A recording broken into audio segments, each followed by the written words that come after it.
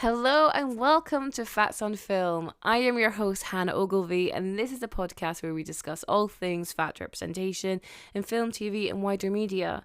And this week I'm on my own, yes, but I want to talk to you about another pop culture juggernaut. I feel like whenever I do these ones on my own, it's because I want to talk about like a big show to my heart, but I feel like to the zeitgeist as a whole, and that is The American Office.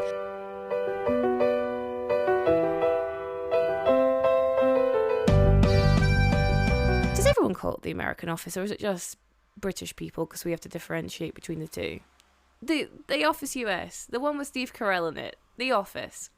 So I want to talk about this one because, again, I love this show. It is one of those shows that I have on my comfort cycle. So I'm currently doing a rewatch of Friends. I will probably move to Parks and Rec after that, and I'll probably move back to The Office after that. It's a staple.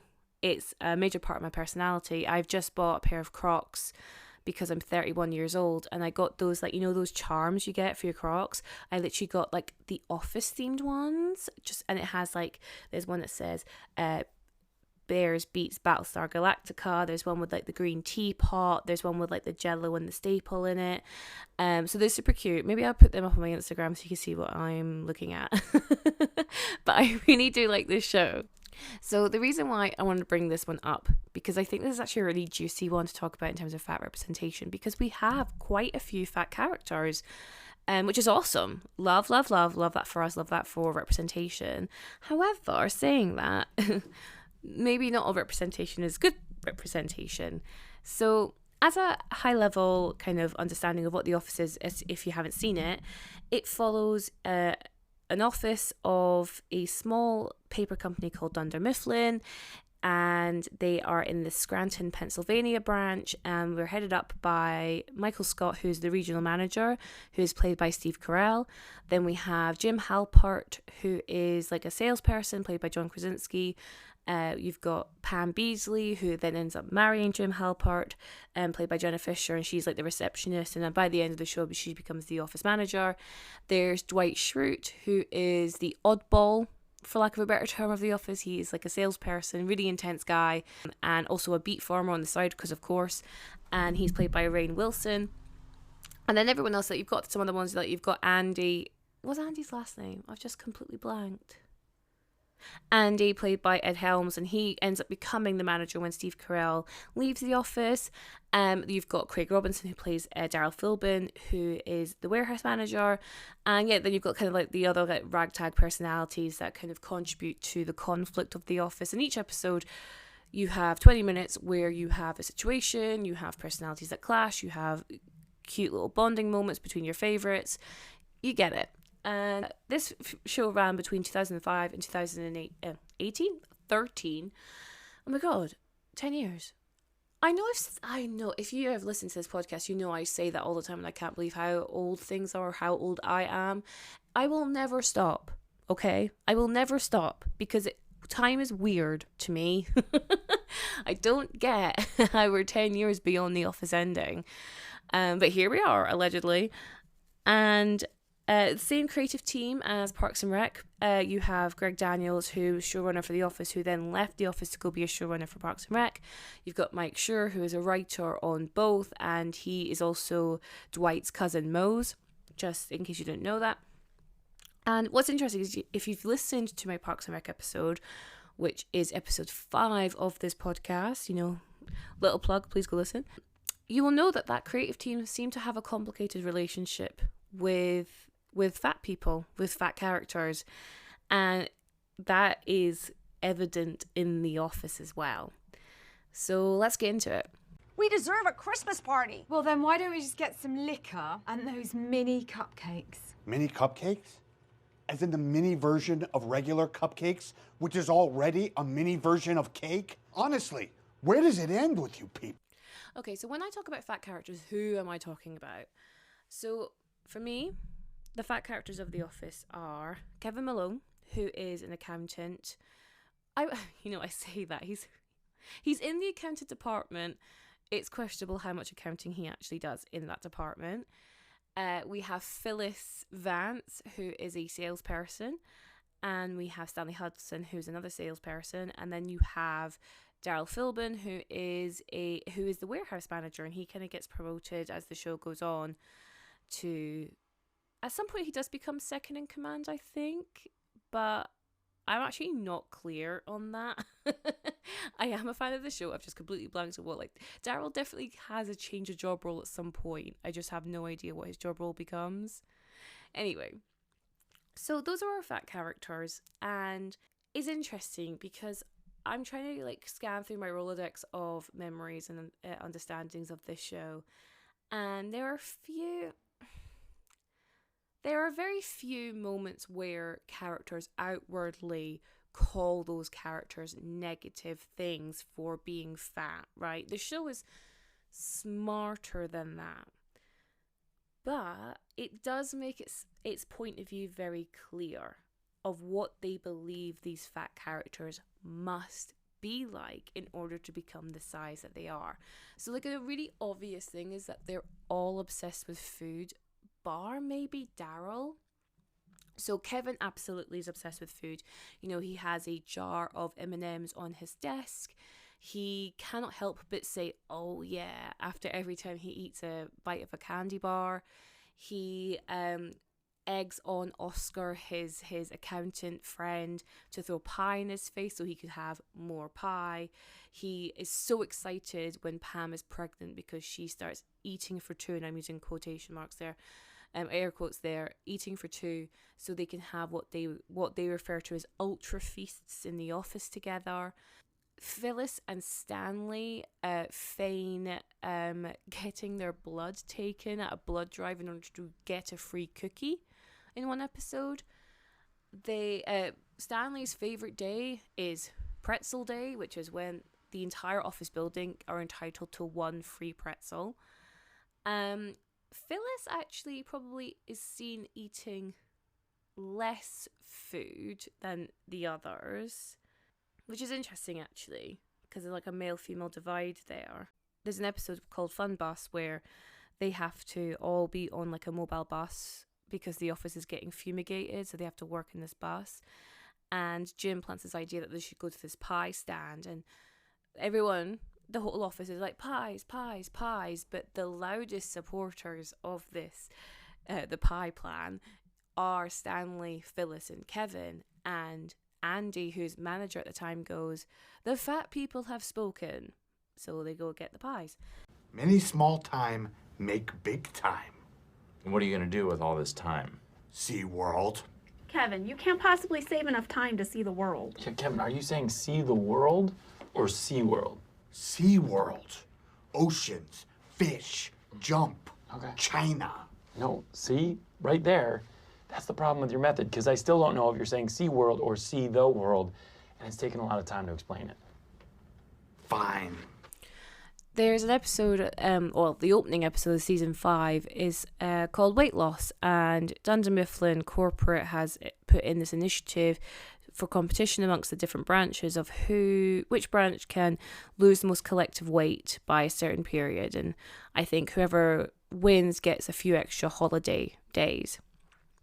So obviously Scranton is trying hard to lose weight, and when they're not succeeding, Dwight says that he's going to pick 3 people at random to get weight loss surgery, and they would have to pay for it out of their own pocket. And he then says Kevin, Stanley, Phyllis, obviously the fattest characters in the office. Now, I guess the joke being that like Dwight's being really crass, being really rude, being really obvious, but also like, as someone who is in a bigger body, I'm constantly being told, being encouraged to get weight loss surgery. I wouldn't need that at the workplace. Also, just on that, what the actual fuck is that initiative? If you've ever worked in a workplace where you've been encouraged to lose weight in the work environment for, I guess, benefits, like work benefits like paid time off, please let me know, because I want to be outraged for you. Like, what the fuck is that, Dunder Mifflin? Get over yourselves.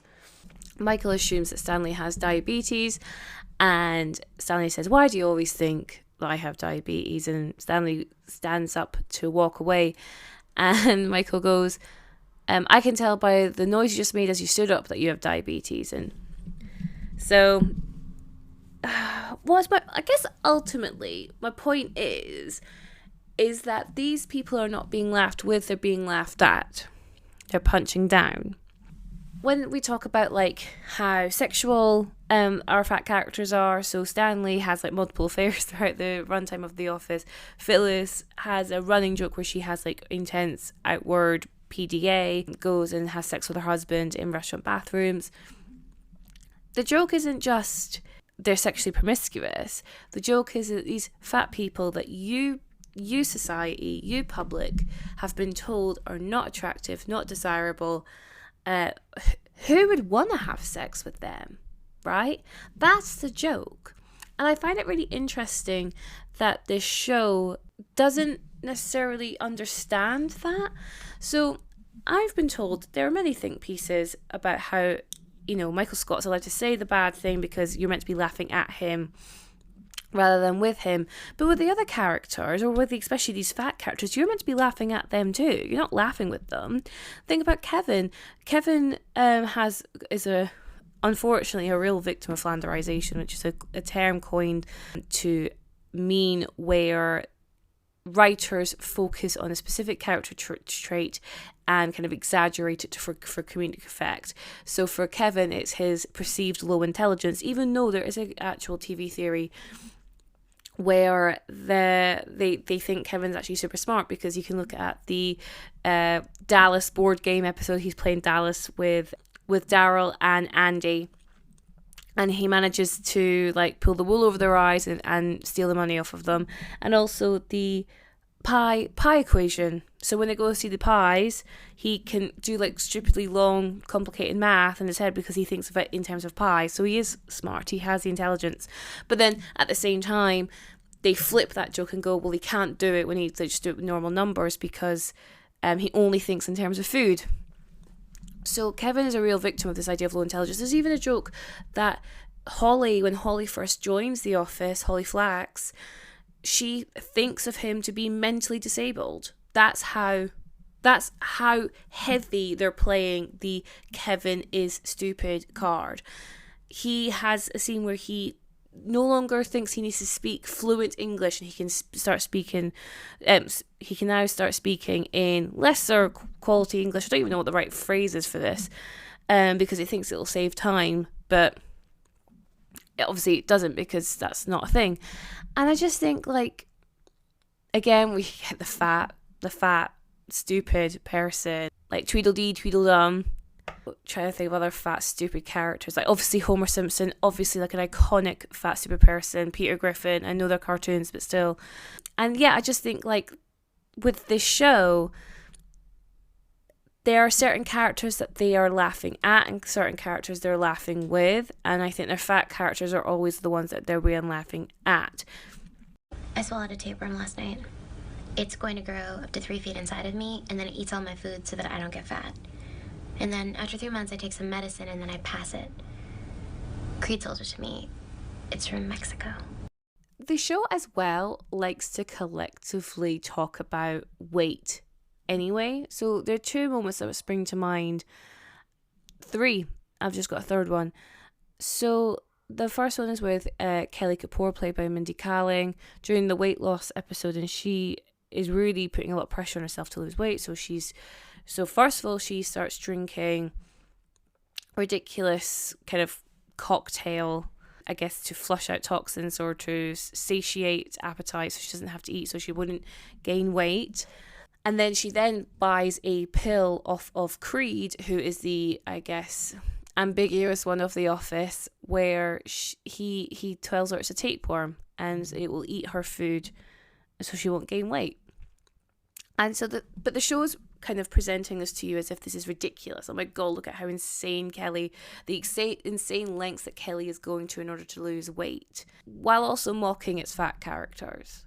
Like, do you not see that the 2 things are aligned? Show, writers, producers, directors, anybody, is that nuance not lost on you? The fact that the reason why people go to these extreme lengths of weight loss, I mean, you know, fucking hell, I've done every diet under the sun. I've taken teas that make you shit yourself. I've done replacement shakes. I've cut out carbs. I've cut out fat. I've gone vegan. I've done keto, I've done intermittent fasting. But the reason why I've done that is because I've been told my entire life that being fat is the worst thing I could possibly be. And you show is literally telling me that too. And you don't even realise it. You don't even realise that you're talking at the two sides of your mouth. Because you're going on one end, you've got literally in the same fucking episode, you've got Dwight saying that the three largest characters in The Office have weight loss surgery with Phyllis, Stanley and Kevin. And then on the other hand, you've got us meant to be laughing at Kelly for swallowing a tapeworm in order to try and lose weight. Well, what is it? Like, what are we meant to take from it? There's a season where Pam is pregnant and so is Angela, and they compare each other's sizes, and I appreciate this brings in another nuance of pregnancy, but I think it still stands because they're constantly mocking Pam for being bigger than Angela. Like, Angela even says, like, we've got, was it big pregs and little pregs? Which I just think is, like, completely not fair, especially as one of those actresses was truly pregnant. I mean, I would hate for my body, my pregnant body, my ever-changing, incredible body that's growing a baby to be a punch bag. And again, I know that the defense will be, oh, well, you're meant to actually be thinking like, Angela, that's fucking harsh.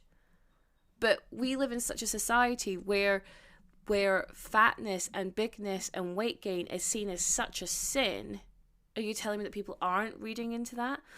It's Hannah from editing, but just to add more nuance to this conversation, because I know people will defend the writing of this show and be like, no, you're meant to be judging Angela for judging Pam for being bigger while pregnant. No, the show isn't commenting on that. Yes, it is, because the show knows how people works, and the show knows that society and public do not like, will use weight gain as a reason to crucify someone. And if you want any more evidence on that, look at Kim Kardashian's first pregnancy. Remember when she gained a lot of weight and the media crucified her? Think about the Met Gala dress, how much she was slated for it. So yeah, sorry, I'm going off on a right rant. This is what happens when I'm on my own. I'm on my own in my little loft, literally staring at the wall, talking myself into a tears, because this is the stuff I really want to talk about, right?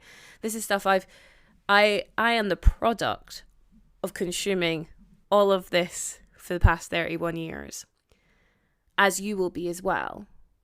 Unfortunately, we're not in a place in the media, in the zeitgeist, to be nuanced enough when we talk about body size and fatness and weight in the media yet. But that's why I feel like it's important we start talking about it, so we become more aware of the effects of it. Bring it back to The Office for a second. It's the last season, I know it's season 9, and Dwight wants to do some stupid stunt across the parking lot, and he wants Pam to be his counterbalance by sitting on like this bike underneath the wire. It's like a circus act. And she says, oh, I don't know if I'll be heavy enough to do that because I weigh like, and she puts in a number. She like looks to camera as if really smugly and be like, well, unless you weigh whatever kind of pounds it is, then I'll be too light for you, whatever the words are. But basically the punchline being that like, I'm super thin now. Now again, that makes sense, right? Because you've gone from the season before where she's been mocked for gaining weight, for being bigger as a pregnant person, to now, you know, having lost weight, getting to a size which she obviously deems braggable.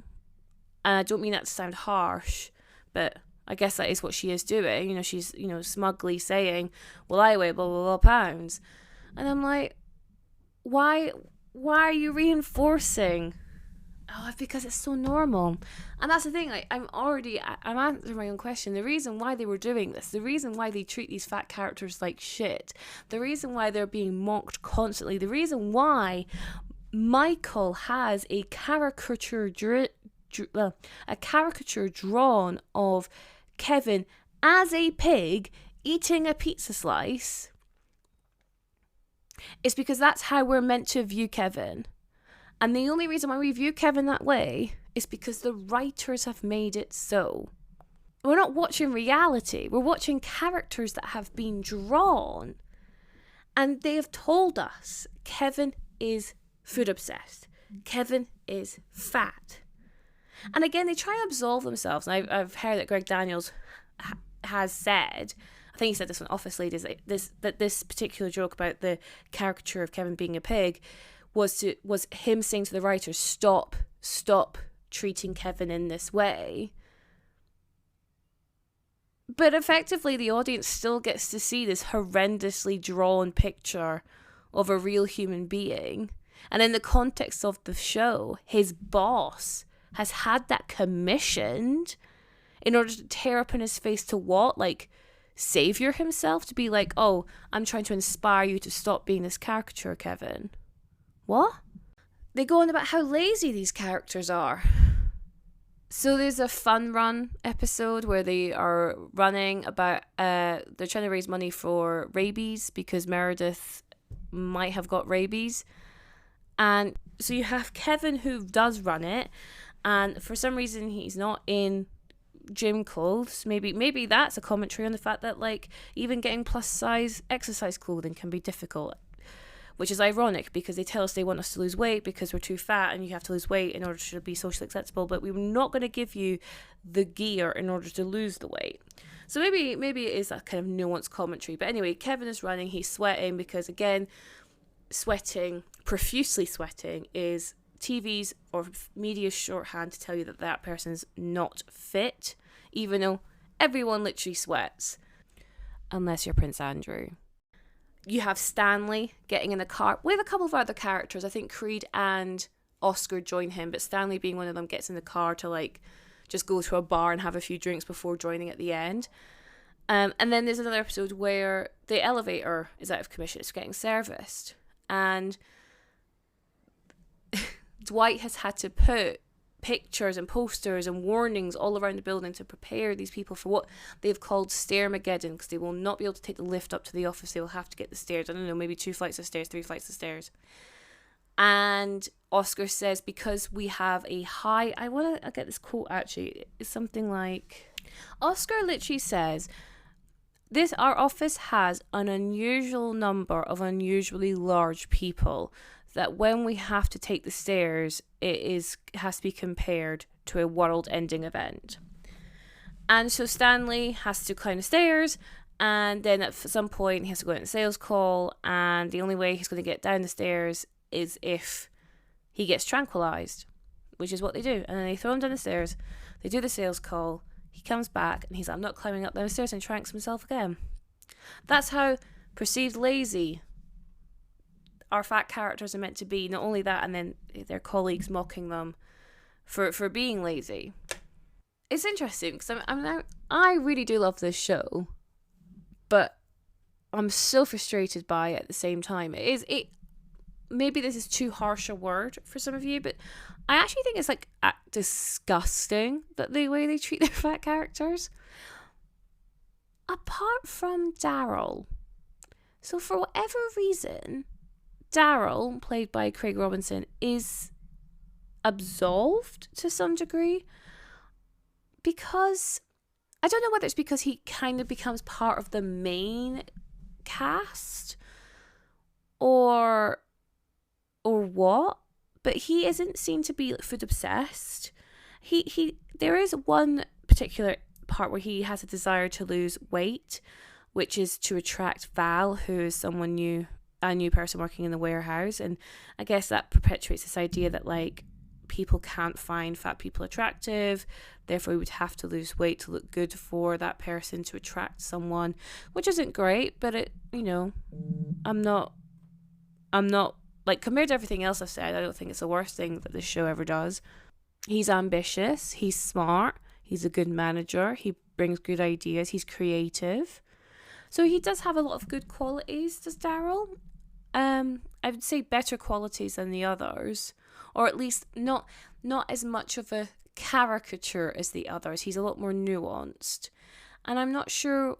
I'm really glad. he is saved from that fate, but I'm I'd like to know why that is. Why just Daryl? Why Daryl? As I'm talking, I actually have neglected the warehouse, just in the same way The Office has neglected the warehouse. Which is interesting, because there are bigger characters in the warehouse, but there is one female warehouse worker in Madge. And very few lines, we know very, very little about her. But Michael constantly mistakes her for being a man and misremembering her name, which is just, well, it's rude, but it also perpetuates this idea of like, well, fat women aren't even seen as women, they're not seen as feminine, they're not seen as attractive. And bearing in mind, Michael is throughout the entire runtime seen as someone who's constantly looking for a woman, looking for a relationship, flirting with Pam, obviously having a relationship with Holly, having a relationship with Jan. Like, he has relationships in the workplace, but he looks at Madge, another woman, and doesn't see any sexual attraction with her. Same as he doesn't see any sexual attraction towards Phyllis, because he sees Phyllis as like older, even though Phyllis has to keep reiterating to him, we went to school together, we are the same age. But he views her as older, he views her as like sexually past her peak. And I have to, well, I don't have to, I guess, but I am going to draw a line. It's because of their body size. He doesn't, and therefore we as an audience are not encouraged to look at these characters, these actresses, as sexually attractive. So I appreciate I've spoken a lot, and I actually have ranted a lot, and it's coming from a place of frustration because I do love this show and I will watch it again, but this is a space for nuance, and we can always love something while criticizing it. It's a complex emotion.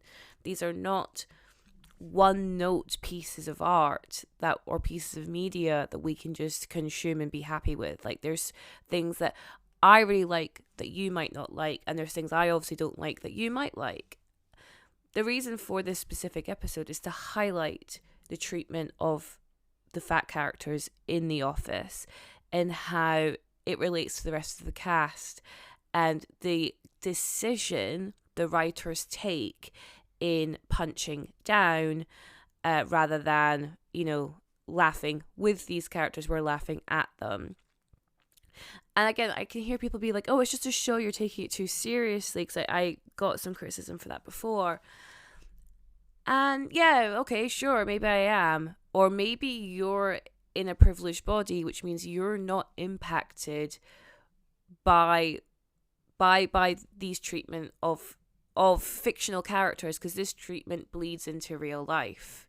If you have, again, the self-awareness to evaluate how you view fat people in your world, either people you know or strangers you see on the street, and how do you judge them, I would be surprised if that judgment hadn't been reinforced by the media you have consumed. And that's just life. I'm not saying that's a bad thing that that's happened to you, because I think it's happened to all of us.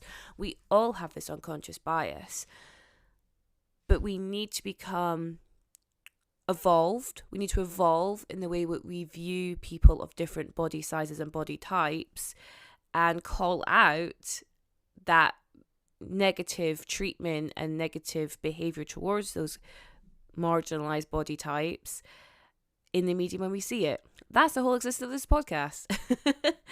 I will absolutely watch The Office again. I will continue to wear my office Crocs, but I will always have a negative point, which is I wish the fat characters were better. And interestingly, if you follow the career, so we've already talked about Parks and Rec, it does get better, because Donna is a fantastic fat character compared to Jerry, which isn't, and he's treated negatively by the show. And then we move into Brooklyn Nine-Nine, who, again, same kind of creative team in there. And I mean, Hitchcock and Scully, lazy characters. You have Terry, who's a former fat person, and they put Terry Crews in a fat suit whenever they want to do a flashback. We'll get there, I promise. And then I'm currently watching The Good Place, and there are a few anti-fat statements in there so far, and I'm only on season 2. So I appreciate this show is now 10 years old. and I've been looking at the more recent stuff to see whether attitudes and opinions have changed. They have, but maybe not where I would like them to be. But I appreciate maybe we're just not there yet. And hopefully the conversations we have through this podcast means we get there quicker. Thank you so much for listening. I really, really appreciate it. I'm sorry if I've shit all over your favorite show. In one way, it's not my intention, but in the same way, I guess it is. Because I want to like call out the shit I'm seeing. If you want to reach out to me, you can always find the podcast on Instagram and Twitter at Fats on Film, or you can find myself at Instagram, Twitter, and TikTok at Queen Bee Says. Thank you so much for listening, everyone, and I will see you at the next episode. And remember to stay fat.